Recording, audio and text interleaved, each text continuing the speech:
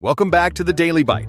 I'm Alex, your host, helping you cut through the noise with clear, honest conversation. And I'm Ben, here to make sure we don't all drown in economic jargon. Someone's got to keep it human, right? And I'm Clara. Always a pleasure to join both of you. And of course, to bring some facts and logic to the chaos. We'll need plenty of that today. Our topic? China accuses the U.S. of double standards after President Trump's threat to impose 100% tariffs on Chinese imports. To recap, the U.S. has threatened to double tariffs on Chinese goods, a serious escalation. China's Commerce Ministry hit back quickly, calling it a typical example of double standards and warning that countermeasures could follow. Yeah, that's diplomatic code for we're about to hit back, so get ready. Exactly. And the markets didn't take it lightly. The S&P 500 fell nearly 3%, the biggest drop since April. Investors fear another full-scale trade war. Remember, both nations had agreed earlier this year to ease tariffs. So this feels like deja vu. Just when things were stabilizing, we're back in escalation mode. Guess the global economy can't handle too much peace and quiet. From Washington's perspective, the argument is that China's export restrictions, especially on rare earth minerals and semiconductors, distort fair trade and threaten U.S. tech dominance. But Beijing calls those measures normal security actions. They accuse the U.S. of exaggerating the national security card to justify trade barriers. So basically both sides are saying, we're protecting our country, but you're weaponizing trade. It's like two kids arguing over who started it, except the kids control the world's largest economies. Not far off. And the phrase double standards, that's the sting. China's saying the U.S. preaches free trade but practices protectionism when it suits them. And to be fair, there's evidence of that. The U.S. has tightened export rules, banned certain Chinese tech firms, and restricted chip sales, all in the name of national security. I mean, when your security excuse covers smartphones, cars, and toasters, you might be stretching the definition a bit. China's leverage comes from its dominance in rare earth minerals, which power everything from EV batteries to fighter jets. Over 90% of global supply comes from China.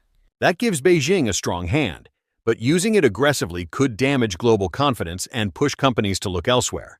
Like that ex everyone swears they'll move on from until they realize it's not that easy to find someone else who makes good lithium. There's some truth in that, actually.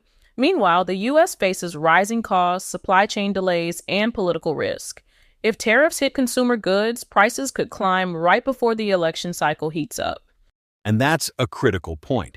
The optics matter. If this move hurts U.S. consumers or investors, the backlash could be political, not just economic. Beyond the U.S. and China, these tensions spill over globally. Europe, Southeast Asia, and Africa all depend on stable trade between the two superpowers. Yeah, when elephants fight, the grass gets trampled. And in this case, the grass is basically everyone else's economy. Well put. What's next depends on whether Trump and Xi's upcoming summit actually happens.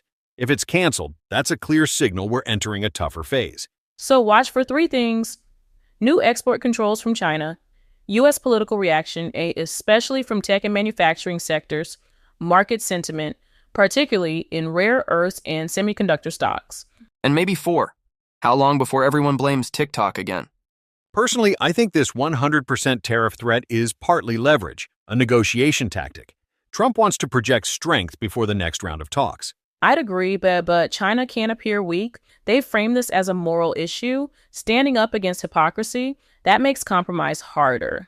So, translation, we're in for a few weeks of angry press releases, maybe a canceled summit, and a whole lot of market panic. Fun times. That's one way to put it. But the bigger picture is this. Both countries need each other economically. Total decoupling hurts everyone, including you and me as consumers.